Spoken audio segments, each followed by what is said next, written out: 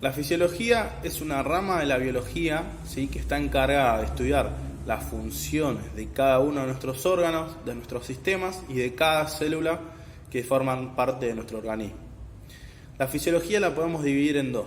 Tenemos por un lado la fisiología del ejercicio, que es la encargada de estudiar los procesos que se llevan a cabo en nuestro cuerpo a través de la realización de ejercicio físico y todas aquellas adaptaciones que se van a dar como consecuencia, ¿sí?, de la realización de ejercicio de manera crónica. Esto va desde el nivel molecular hasta la interferencia con el medio externo, ¿sí?, en lo que es las funciones de los órganos y los sistemas energéticos. Por otro lado tenemos la fisiología del deporte, que aplica los mismos principios que la fisiología del ejercicio, pero en el ámbito deportivo. Busca optimizar, digamos, el rendimiento del deportista y buscarle las mejoras a lo que es el entrenamiento físico. Ahora lo que vamos a hablar es de la unidad funcional máxima que tiene el cuerpo humano, el corazón. El corazón es el encargado, ¿sí?, de transportar la sangre a cada una de nuestras partes y cada una de las células que forman el organismo, ¿sí?, transportando de aproximadamente entre 4 y 6 litros de sangre por minuto, ¿sí? Tiene un peso aproximado entre 200 y 350 gramos, depende del sexo y la persona, y lo podemos encontrar ubicado en el centro del pecho, entre los dos pulmones, pero levemente inclinado hacia lo que es el lado izquierdo. El corazón está dividido por 4 cavidades. Por un lado tenemos las 2 aurículas que están en la parte superior del corazón y los 2 ventrículos que están ubicados en la parte inferior del corazón.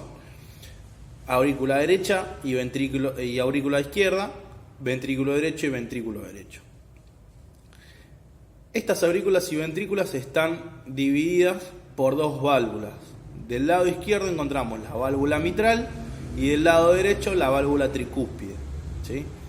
Estas válvulas son las encargadas de transportar la sangre de las aurículas hacia los ventrículos.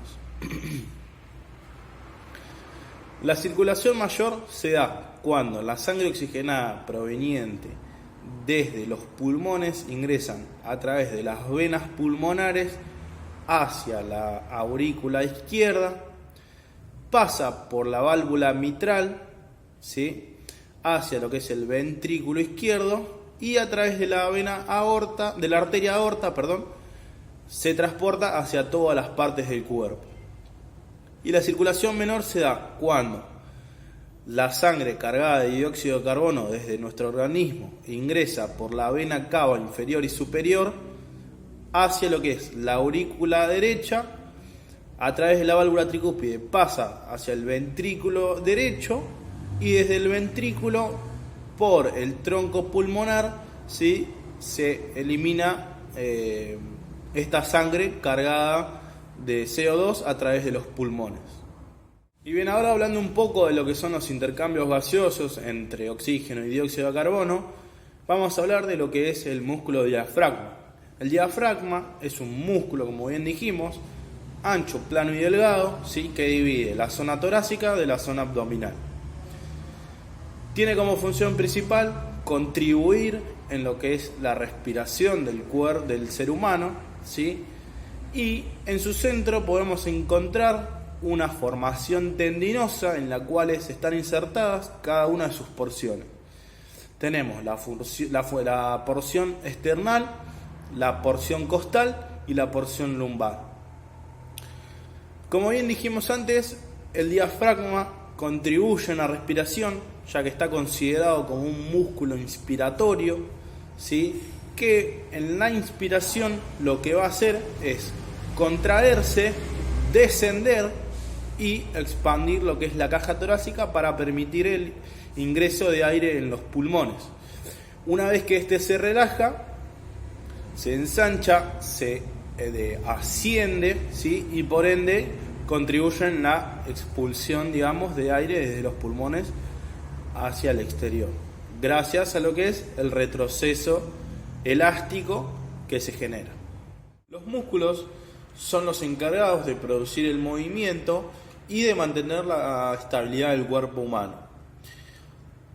Estos representan la parte activa, ¿sí?, de lo que es el sistema locomotor, mientras que los huesos son los que representan la parte pasiva. Los músculos se encuentran insertos en los huesos a través de tendones, ¿sí?, que al contraerse generan el movimiento. Para que se produzca una contracción muscular, ¿sí?, tenemos que contar con la intervención del sistema nervioso central, ¿sí?, que va a través de estímulos con diferentes magnitudes e intensidades, ¿sí?, van a modificar el umbral de excitación. No todas las fibras musculares se estimulan, digamos, con el mismo nivel de excitabilidad. Algunas tienen intensidades altas y otras intensidades bajas. En una contracción muscular se distinguen 3 momentos: el periodo de latencia, el periodo de acortamiento y el periodo del relajamiento. En el primer periodo, ¿sí?, va desde la aplicación del estímulo hasta el comienzo de la contracción muscular. En el segundo periodo, ¿sí?, estaríamos hablando de lo que es la contracción muscular propiamente dicha, y en el tercero es cuando ya el estímulo se dejó de aplicar sobre el músculo y el nivel de excitabilidad desciende de manera significativa. Podemos diferenciar 3 tipos diferentes de contracción muscular. Por un lado tenemos la contracción isométrica, en la que no se genera desplazamiento, pero sí hay tensión muscular. Los puntos de origen y de inserción no se alejan, se mantienen equilibrados.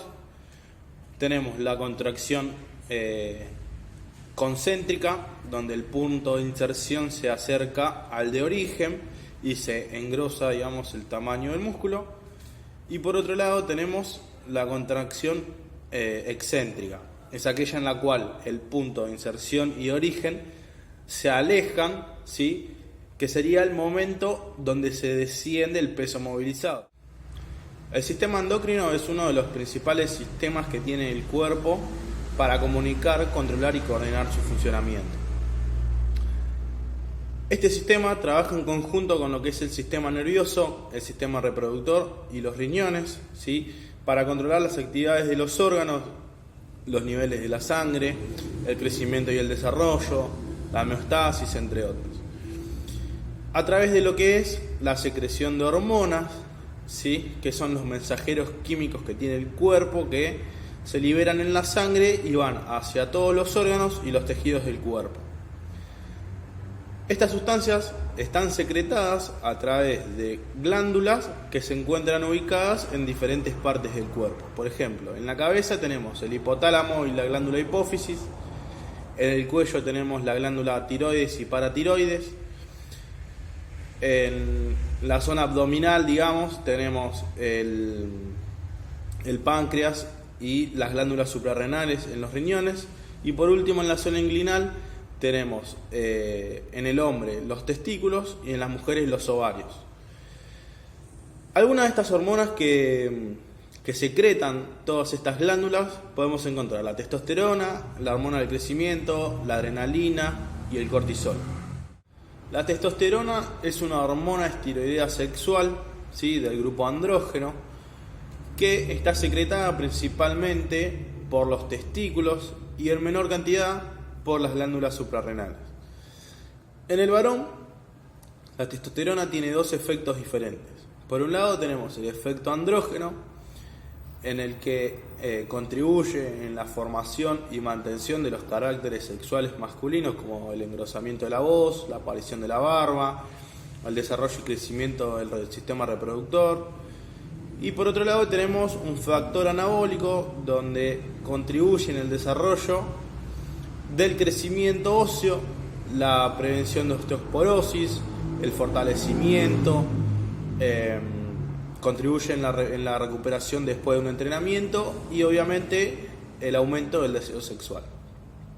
La testosterona es una hormona androgénica por excelencia, pero no es exclusivamente de los hombres. En las mujeres también está secretada por los ovarios y las glándulas suprarrenales. Contribuye en el correcto funcionamiento de los ovarios, en la función cognitiva, el fortalecimiento de los huesos y en el deseo sexual. En ambos casos, ¿sí? Tener unos niveles óptimos de testosterona contribuyen a disponer de buena energía, buen humor, confianza en sí mismo, pensamientos más claros, y en cambio, en tener niveles bajos de la testosterona, nos va a radicar fatiga muscular, disposición corporal escasa, mal humor, no tenemos energía y demás. La testosterona se secreta a lo largo de toda la vida, ¿sí? Pero ¿qué pasa? A medida que va avanzando el envejecimiento, esta hormona, ¿sí?, se va secretando cada vez menos.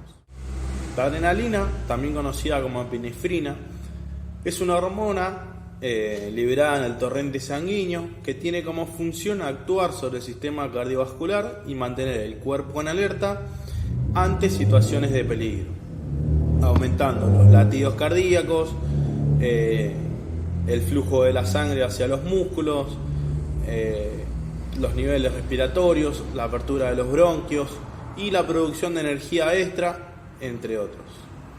Por otro lado tenemos el cortisol. El cortisol es una hormona segregada por las glándulas suprarrenales que sirve para ayudar al organismo a controlar el estrés. Reduce la inflamación, contribuye a un buen funcionamiento del sistema inmune, ayuda al metabolismo de las proteínas, grasas y carbohidratos, y también para mantener los niveles de la sangre de manera constante. Por último, tenemos la hormona del crecimiento, que es una hormona proteica producida por la glándula pituitaria y también la podemos conocer como somatropina. Esta hormona está encargada del aumento de la estatura, la masa muscular, el control del metabolismo, reducción de la grasa corporal, etc. La hormona del crecimiento no ve limitada su función a lo largo del desarrollo. Si bien es una hormona que está producida durante toda la vida y no se limita únicamente al desarrollo, en la etapa del desarrollo. Esta hormona también influye en lo que es el proceso de inhibición de la glucosa, es un estimulante para producir proteínas y degrada los ácidos grasos del organismo. Y si estamos en ayuna, la hormona de crecimiento nos va a ayudar a mantener los niveles de glucosa en la sangre y mueve la grasa reservada para tener una fuente de energía alterna para el organismo. Por último, vamos a hablar de lo que es la fisiología del fútbol, ¿sí? La fisiología del fútbol está representada por las intensidades a las cuales se llevan a cabo las distintas actividades, y esto tiene implicancias en cuanto a la capacidad física necesaria de los jugadores y también para la determinación de los adecuados regímenes de entrenamiento, que va a recaer en consecuencias, digamos, para lo que son las actividades habituales, los requerimientos energéticos, para la prevención de lesiones y para la adecuada rehabilitación de las lesiones de los tejidos blandos. Las respuestas fisiológicas del fútbol indican intensidades de moderadas a altas, ¿sí?, con respuestas anaeróbicas elevadas e intercaladas. Que esto nos va a llevar a lo que es la reducción, ¿sí?, de las reservas de glucógeno para lo que es el final del partido de fútbol. Las actividades también están relacionadas con las actividades relacionadas con el juego también imponen, digamos, un estrés fisiológico particular en los jugadores de fútbol.